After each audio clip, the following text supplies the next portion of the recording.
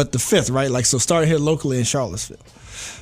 Y'all humble opinions. What do y'all think it was? Because when I look at Cameron Webb's campaign, man, I cannot wait till you give me the microphone on this. All right, so so let me pitch you a softball real quick then. Nah, you throw the hard ball down the middle for this one. So to me, it was a very polished campaign. It's a very respectable campaign. Like when it needed to get thick, in the ads, it seemed to. But again, like I said in the beginning, truth is truth, and it ain't a partisan thing. And if people would look at the actual, facts, the issues, an educated voter who's not biased with their personal opinions, like I feel like that they shouldn't be swayed by lies that either side may put in the ad. Only way that you get swayed by lies is if you have personal biases, whether it's racism, whatever the case is. So my point, and I kick it over to Razor, is that the only thing I can think of, like when I look at this map, because of course, like Charlottesville was heavy in his favorite. The more rural areas, of course, went to Goo more, even though they, Webb's team campaigned hard out there. Southside Virginia, folks here may not know the makeup of Southside, but there's a large black population in Southside Virginia in total. My humble opinion that could have happened is that the brother may have been too polished. Aaron, we a lot of times get that overqualified tag put on us. And I feel like, honestly, like a lot of Southern white people, I feel like may have gotten intimidated by that. Also feel like a lot of older black people, rural that is, a lot of times can see that as, like who is this young buck kind of mentality. Absolutely. I think that must have been what happened. You ready? Am I ready? Yeah, you ready? That wasn't good enough for you? What you got, Razor? All right, look. This young man is so educated, polished, well-spoken, respected. Like, for me, just meeting him, you fall in love with the person that he is, right? He was on Obama's camp. He's well accomplished, qualified, everything. That being said, and he's done really good work over here at UVA. You know what I'm saying? And I think that was the problem, is that he has developed to a point that he couldn't be political because of the life that he has. I blame his team, because every time you went on YouTube, you came across negative things about him, and his team did nothing to offset that, right? Because of the life he had to live if he doesn't get there. His team forgot that Black Lives Matter, including his. They did a horrible job of going political against Bob Good. We're talking about the man who he undermined when they had the Republican primary down there with Denver Riggleman. They had people that was over in Denver Riggleman's camp the whole time until the voting came. I personally was one of the people that they tried to block from voting down there. I'm not telling you hearsay. I'm telling you I was one of the ones that they tried, right? So you have this snake mentality that you're going against, and you're trying to take the high road against somebody who's coming with double-edged blades at the whole time. His camp didn't go that route. And furthermore, they, in my humble opinion, because I'm just getting into politics, they didn't consider the black voter in any of the stuff that they were doing. They made him irrelevant to the people that he looked like. And if anybody can tell me that he was out there showing like, there's no way the way that they ran that vote that he went to Hardy Drive, or not him, but I mean just his presence to Hardy Drive and 10th Street and Page and all these places. Like, so then who did he really have supporting him the way that they ran the camp? In my humble opinion, his camp was horrible the way they ran the race. Razor, if I could jump in on that. Max, I'm sorry. Yeah, sorry, joined a little bit late, technical issues.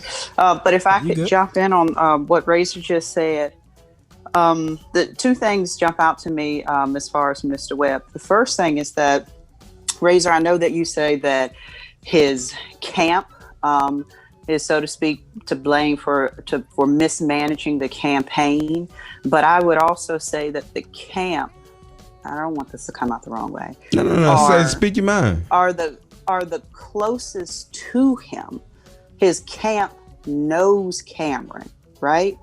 And so I would venture to say that any decisions that they made as far as how he should campaign, whose attention he should focus on, who when he's in the public eye, who he should be pandering to or catering to, are the people that they feel he as a person connects with or represents.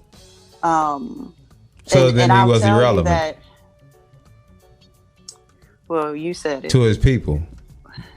I mean, the way that you presented that. Let me tell you when I vote for somebody, when I vote for somebody, I not only look to see whether or not they can perform the job, right? Because Cameron looked the part, sound the part, seemed to be intelligent enough to fulfill the part.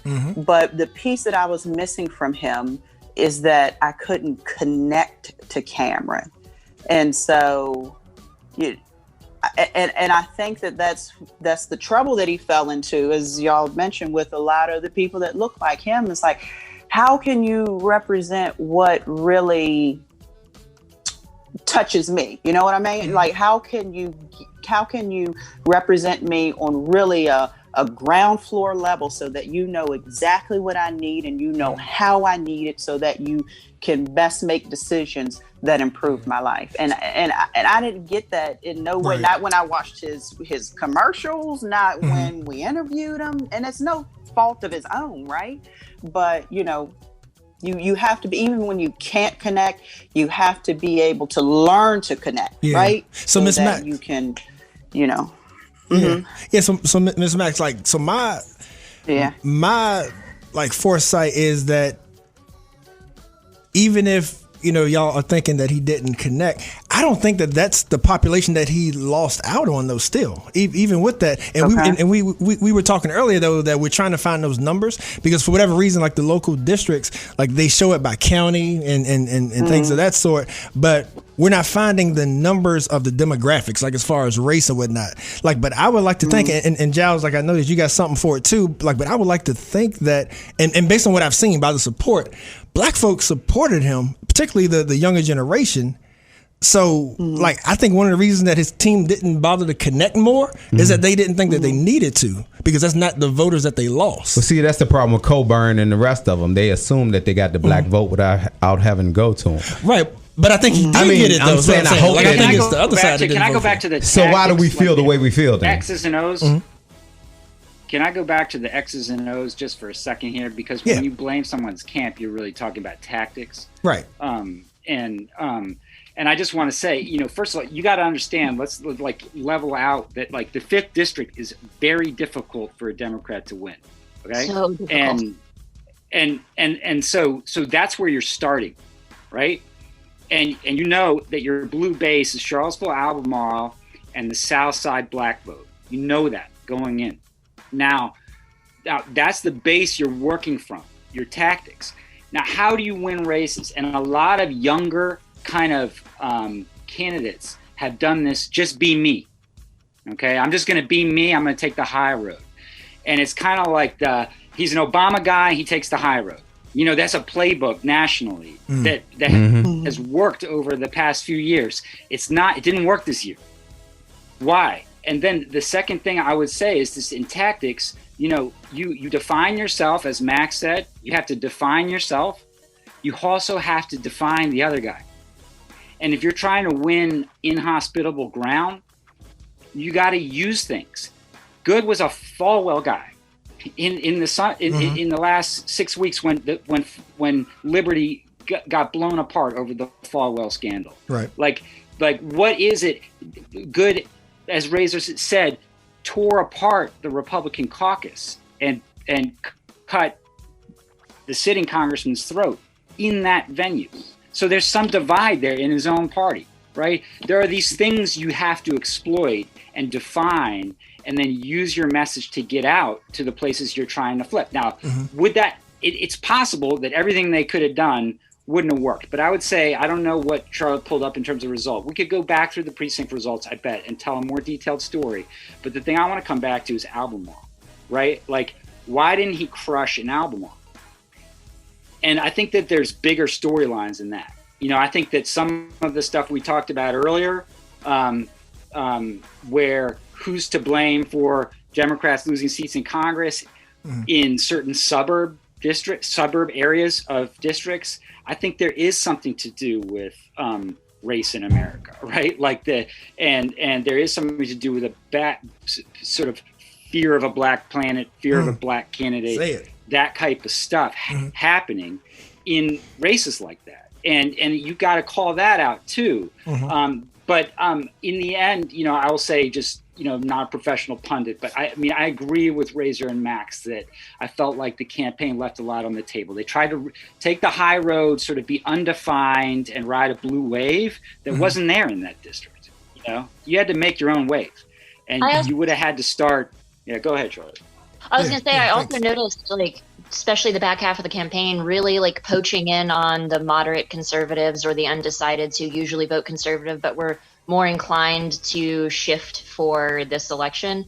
And I felt like in the last few weeks, he did another district-wide tour, and a lot of the events were in areas where it's a lot of the, white conservatives. And I feel like he was trying to poach on those voters that might have otherwise usually always voted for Good just because he had an R by his name instead of learning about him. Right. And I feel like there was so much attention on, oh my God, we have to get these votes, which I don't know. Those votes, or it's Riggleman's votes? I mean, the votes they needed were Riggleman's votes. Those are the votes they needed to win. But see, I'm sorry, Josh.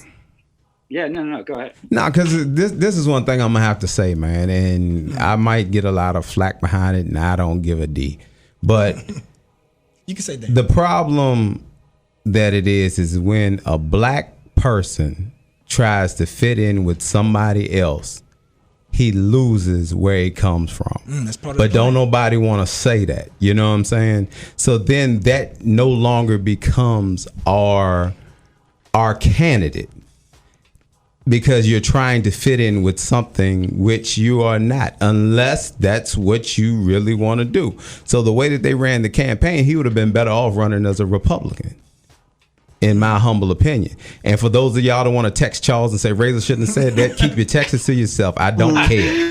Don't keep your texts to yourself, man. We need that. We need people listening to that. No, I need to tell people that, because y'all like to text Charles like that's going to stop me. So I just want to go ahead and publicly tell you. But don't stop texting though. Like we want you to give your feedback. Text Charles, but just tell Charles. It don't matter to me. I just want to make sure that you know that from my soul. Right. But yeah, that's the thing. Yeah, when you take a black person and try to fit in, you lose where you come from. Right. So if you're not going to be where you come from, what are you? Yeah. You know what I'm saying? That's not against him, because I love this guy, man. You know what I'm saying? But it is what it is. Yeah. Now I want Aaron to chime in on it too, because that's politics, though, right? It's like politics always takes some group for granted. But he couldn't play politics. He's so polished in his life, he couldn't be political. It's almost like he's a great support cast. That's not. And Cameron, if you're listening, I'm not taking nothing from you. I'm just saying, to do everything that you've done, you're proven. But you are going against, in my humble opinion, a snake. Yeah. You know what I'm saying? I literally watched what he did to Riggleman. You know what I'm saying? Down there. I was there. Right. So you can't get in the ring with Mike Tyson and you got some bunny gloves on talking about some, I love you, brother. They're going to bust you in the mouth. Yeah. Yeah, see, I really want those numbers. I really do, because I want to see if it was the white majority that just overshadowed so much that if he didn't connect with certain black voters, if that was even the problem. One of the bad problems is a lot of white constituents are always going to associate a black politician with Dr. Wes Bellamy. You know what I'm saying? Anytime they see a black face, they're always assuming, what he gonna do? You know what I'm saying? And that's not fair. And I think Gerard Smith fell into that realm right there. You know what I'm saying? When they see a black young man, they're only going to see Dr. Wes Bellamy. Yeah. I mean, I think that's accurate to a certain extent, but, Cameron didn't really have that demeanor about him at all. Like, at all. He can't get past that black skin. I think I know this is true, but, it really does speak to a balance that our candidates have to have in terms of being political, but also having the personal demeanor or characteristics and being able to relate to who you are. It's a balance of all of those things. You can't just walk in completely political and think that people are going to, line up behind you. You know what I mean? Like that tactic just doesn't work anymore. Yeah. Hey, and Charlotte, but before we kick it, I was just going to say some results by locality. Just to get to get some numbers around this. Webb got 68% of the vote in Albemarle. Right. Okay. So Good gets 30. He gets 30% in Albemarle. So he did good. He crushed in Albemarle, but he didn't get 80%. Okay. Right. Which is what happens when you really win. And then in Danville City, he got 62% of the vote. So he wins in those places that he needed to win, but not by enough. Right. And then in Campbell, it was almost like a reflection, the opposite of Albemarle, where Bob got 68 and Cameron got 30. Right, and but the rest of the breakdown, there was a lot of 50-50 precincts. And then there was a lot of like 80-20 Good precincts. Yeah. So in their strong areas, Good went 80-20 and Cameron went sort of 60. That's not going to cut it. Yep. That's not going to cut it. Right. And then there was a bunch of split decision districts that could have been Democratic heavy districts potentially. Mm-hmm. The TJPDC area, say. Yeah. So it's a really interesting thing to unpack. I don't think you can put the blame in one place per se, but a loss is a loss. I think one of the things I talked to a guy who was on the Joe Kennedy, Ed Markey campaign. This is an interesting political race, right, where Kennedy lost a Democratic primary to a sort of no-name incumbent up in the spring in Massachusetts.